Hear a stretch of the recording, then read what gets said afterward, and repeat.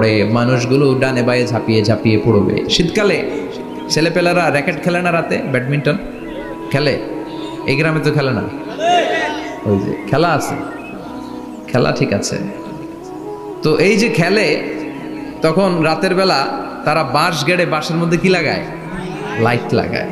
তো এই লাইটের মধ্যে অনেক পোকা চলে আসে না, রাতের পোকা, হ্যাঁ, আলোর পোকা। পোকাগুলো এদিক থেকে ওই দিক থেকে, এর কোনো মা বাপ নাই, ডানে বায়ে ইচ্ছে মতো ছুটছে। মানুষগুলো সেদিন পাগলের মতো ছুটতে শুরু করবে, চিৎকার করে বলেন ঠিক কি না? আবার আল্লাহ বললেন ওয়াতাকুনুল জিবালু কালআহনিল মানফুশ, পাহাড়গুলো উঠতে থাকবে, বিশাল পাহাড় টুকরো টুকরো হয়ে যাবে। মাউন্ট এভারেস্ট খান খান হয়ে যাবে। নাম শুনছেন? এশিয়া মহাদেশের সবচেয়ে বড় পাহাড়। আমি দেখেছিলাম দূর থেকে, যাই নাই নেপালে। কাতারে একবার যাচ্ছিলাম, কাতার থেকে কায়রো সফরের সময় মাউন্টেন রেঞ্জের পাশ দিয়ে বিমান যায়।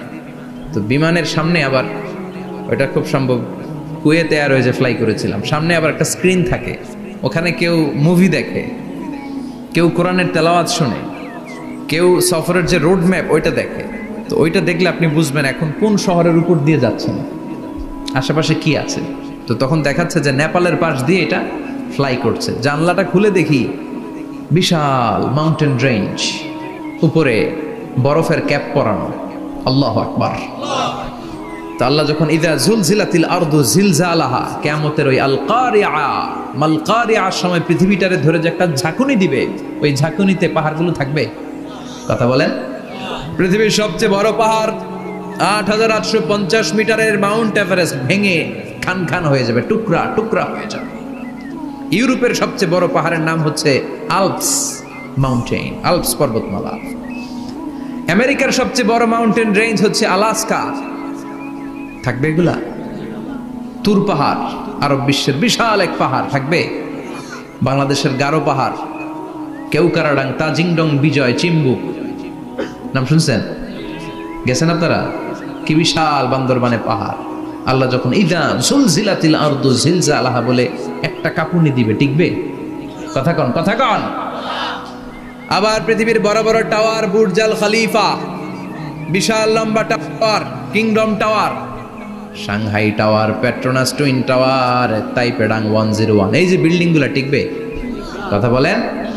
এজন্য আল্লাহ বললেন আল কারিআতু মাল কারিআতু ওয়া মা আদরাকা মাল কারিআ ইয়াউমা ইয়াকুনুন নাসু কাল ফারাশিল মাবথুস ওয়া তাকুনুল জিবালু কাল আহনিল মানফুশ। আল্লাহু আকবার।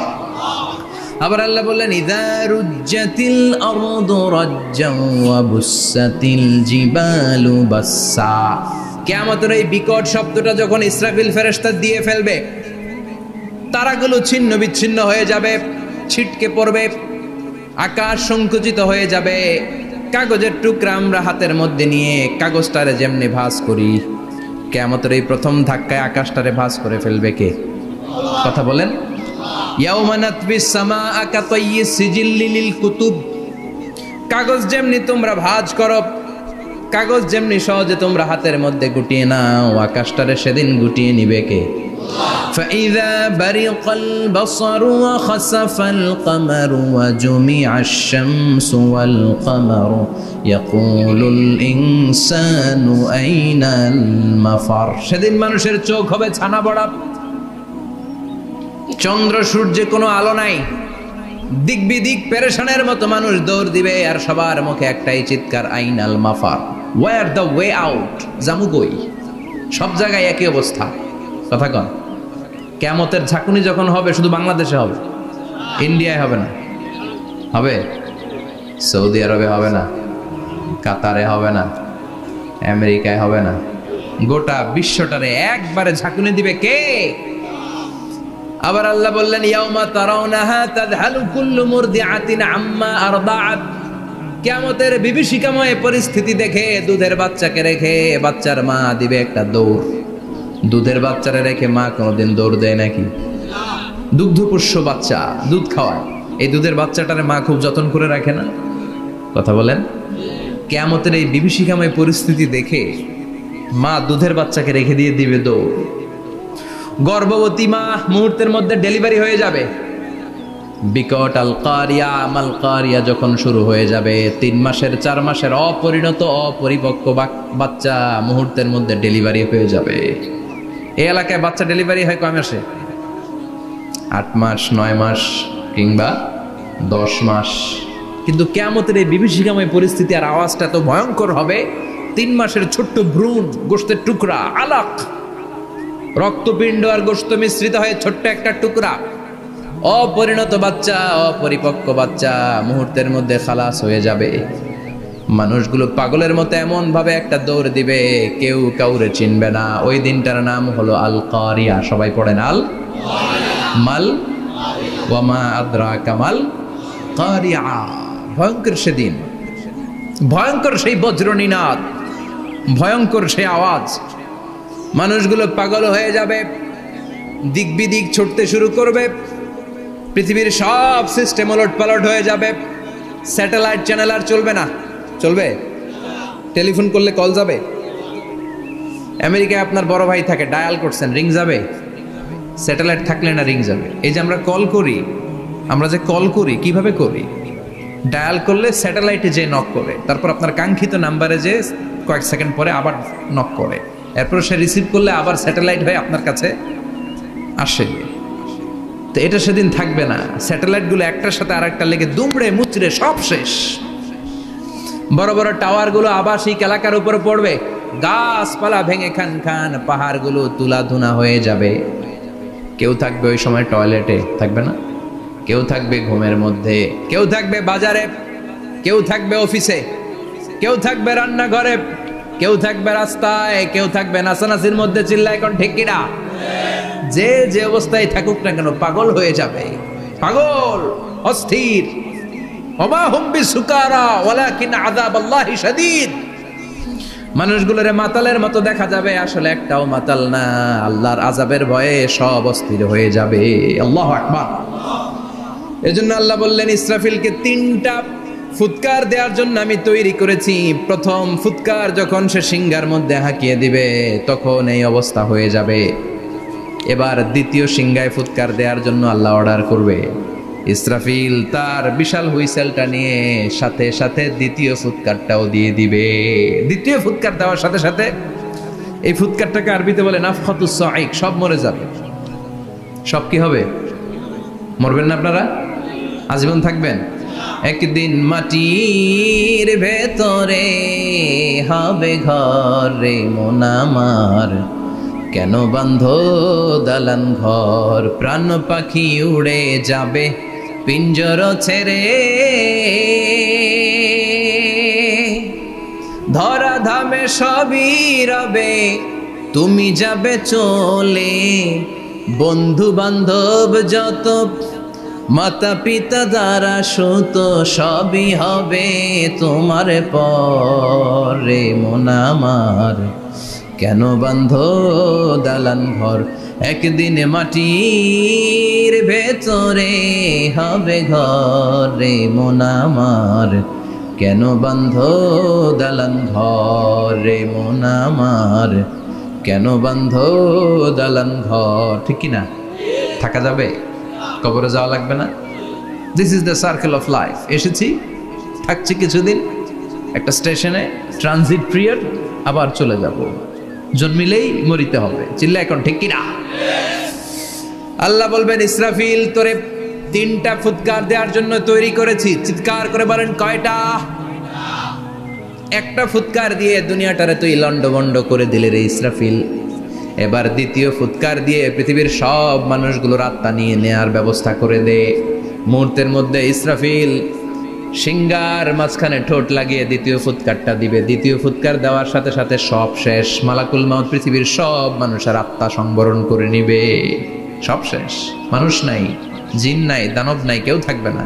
যে ইসরাফিল ফুৎকার দিয়ে সব লন্ডভন্ড করছে ওইটাও নাই। ইসরাফিলও চলে যাবে নাকি ইসরাফিল থাকবে? কথা কন, কেউ থাকবে না? থাকবে একজন, তিনি কে? কুল্লু মান আলাইহা ফানি ওয়া ইয়াবকা ওয়াজহু রাব্বিকা যুল জালালি ওয়াল ইকরাম فبأي آلاء ربكما تكذبان। এই বিশ্বে যা দেখা যায় সব হয়ে যাবে ফান, নিঃশেষ, কিছু থাকবে না, সব মরে যাবে। থাকবে শুধু একজন সত্তা, চিৎকার করে বলেন তিনি কে? দ্বিতীয় ফুৎকারের পরে সব মানুষ শেষ, প্রাণী শেষ, কোনো প্রাণের অস্তিত্ব আর নাই। আল্লাহ বলবেন জিন জাতীয় মেরে ফেল। মালাকুল মাউত জিন জাতির আত্মা নিয়ে যাবে। আমাদের যেমনি আল্লাহ রুহু কবজ করে, জিনদেরও কিন্তু মালাকুল মাউতের মাধ্যমে রুহু কবজ করা হয়, জানেন? ওমা খালাকতুল জিন্না ওয়াল ইনসা ইল্লা লিয়াবুদুন। এই দুইটা জাতিকে আল্লাহ তাআলা ইবাদতের জন্য তৈরি করেছে। কবরে যে আযাব হয় এই দুইটা জাতি শুধু দেখে না, বাকি সব প্রাণী দেখে। কবরে যে পাখিগুলো বসে, পাখি কিন্তু দেখে নিচে কি হয়, হোয়াটস হ্যাপেনিং ইনসাইড, সব সে দেখে। গরু ছাগল আমরা কবরস্থানের পাশে বেঁধে রাখি, সব দেখে। গায়রাস সাকালাইন, শুধু মানুষ আর জিন ছাড়া, ঠিক কিনা? এজন্য মাঝে মাঝে দেখবেন কবরস্থান থেকে গরুর রশি ছিঁড়ে গরু দেয় দৌড়, ছাগল দেয় দৌড়, দেয় না? কারণ সে সব দেখে। জিনদেরও রূহ কবজ করা হবে, তাদের জন্য এই শরিয়ত আছে। জিনদেরও কোরআন তেলাওয়াত করতে হয়, ওদেরও সালাত পড়তে হয়, ওরাও সিয়াম করে, ওরাও হজের সময় হজ করে, কিন্তু আমরা দেখি না। দেখি এটা একটা অদৃশ্য জাতি, এটা দেখা যায়। জিসমুন নারিয়ুন ইয়াতাশাক্কালু বিআশকালিন মুখতালিফা, এটা আগুনের তৈরি একটা সৃষ্টি, যেটা যখন যে রূপ ধরতে চায় ওই রূপ ধরতে পারে। জিনের কথা শুনছেন কেউ? শুনছেন আপনি? কোথায়? কোরআনে শুনছেন না? জিন আমাদের সাথে কথা কইছে, ওটা শুনছেন নি কান দিয়ে? এটা শুনেন, শোনা যায়, শোনা যায়, অনেকে শুনে, অনেকে শুনে। জিসমুন নারিয়ুন ইয়াতাশাক্কালু বিআশকালিন মুখতালিফা, আগুনের তৈরি একটা সৃষ্টি, চাইলে যেমন মনে চায় তেমন আকৃতি ধরতে পারে। কখনো ছাগল হতে পারে, কখনো বিড়াল হতে পারে, কখনো সাপ হতে পারে, আবার মানুষের মতো আকৃতি নিতে পারে। আল্লাহু আকবার। আল্লাহ বলবেন মানুষ শেষ, এবার জিনদের রূহ কবজ করো। সব জিনদের রূহ কবজ হবে। আল্লাহ একবার মালাকুল মাউতকে জিজ্ঞেস করবেন, আখবিরনি মাইয়াবকা, ও মালাকুল মাউত, আর কে কে বেঁচে আছে বলো। মালাকুল মাউত বলবে আল্লাহ মানুষ নাই, জিন নাই, প্রাণী নাই, শুধু ফেরেশতারা আছে। আল্লাহ বলবেন সব ফেরেশতাদের রূহ কবজ করো। সব ফেরেশতাদের রূহ কবজ হয়ে যাবে। যেই ফেরেশতার হুইসেল দেওয়ার কারণে, হর্ন বাজানোর কারণে কিয়ামত, ওই ফেরেশতার রূহ কবজ হয়ে যাবে। আল্লাহু আকবার। আর কে কে বেঁচে আছে? আমার ভাই জিব্রাইল বেঁচে আছে, জিব্রাইল রেও নাও। মালাকুল ওয়াহি, ওহির ফেরেশতা, যিনি আল্লাহর কাছ থেকে ওহী নিয়ে দুনিয়ায় আসতো, তারও রূহ কবজ হয়ে যাবে। এবার আল্লাহ বলবেন আখবিরনি ইয়া মালাকাল মাউতি মাইয়াবকা, ও মালাকুল মাউত, আর কে বেঁচে আছে এই মহাবিশ্বে বল। কেউ আছে নাকি? মালাকুল মাউত বলবে আল্লাহ কেউ নাই। আপনার কথা মতো মানুষ মারলাম, জিনদের মারলাম, ফেরেশতাদেরও মারলাম, কেউ নাই, একমাত্র শুধুমাত্র আপনি আছেন, আর আপনার হুকুমের গোলাম আমি আজরাইল আছি। সুবহানাল্লাহ পড়েন। কি একটা সময় কাটবে! আল্লাহ আর মালাকুল মাউত ছাড়া কেউ থাকবে না। আল্লাহ বলবে সবাইকে মারলি, সবাই চলে গেল, সবার মরণ হলো, এবার তোর মরণ। এবার সবাইকে মারলি, এবার তুই একটু মর, তুই একটু মর। কি ভয়ঙ্কর কথা! তুই মর শুনে মালাকুল মাউত কাঁপতে শুরু করবে, খিচুনি উঠে যাবে মালাকুল মাউত। সে বলবে আল্লাহ সবাই রে মারলাম, আমি মরবো কেন?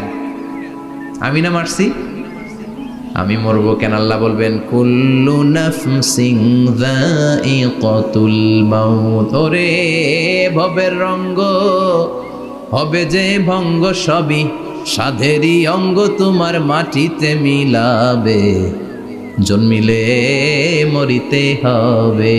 ঠিক কি না? কুল্লু নাফসিন যায়িকাতুল মাউত, প্রতিটি আত্মার মৃত্যুর স্বাদ নিতে হবে। Everyone has to take the taste of death. মৃত্যুর স্বাদ প্রত্যেককে আস্বাদন করতে হবে। এটা কেমন? ও মালাকুল মাউত, তুমি মেরেছো তো কি হয়েছে, এবার তোমার মরণের পালা, এবার তুমি মরো। এবার মালাকুল মাউত কাঁপতে থাকবে, কাঁপতে থাকবে। আল্লাহ বলবেন কেঁপে আর কেঁদে লাভ নাই, জান্নাত জাহান্নামের মাঝ বরাবর একটা জায়গা আছে, আরাফ, ওখানে দাঁড়া। মালাকুল মাউত দাঁড়াবে, আল্লাহ বলবেন মর, মরে যা, মুত, ইয়া মালাকাল মাউত, মর, মরে যা। আল্লাহর হুঙ্কার শুনে মালাকুল মাউত জান্নাত জাহান্নামের মাঝ বরাবর দাঁড়িয়ে বিকট একটা চিৎকার দিবে। বিকট একটা চিৎকার দিয়ে মালাকুল মাউত ওই জায়গায় শেষ। মালাকুল মাউত নাই। বিশ্বনবী বলেন মালাকুল মাউতের ওই দিনের চিৎকারটা এত ভয়ঙ্কর।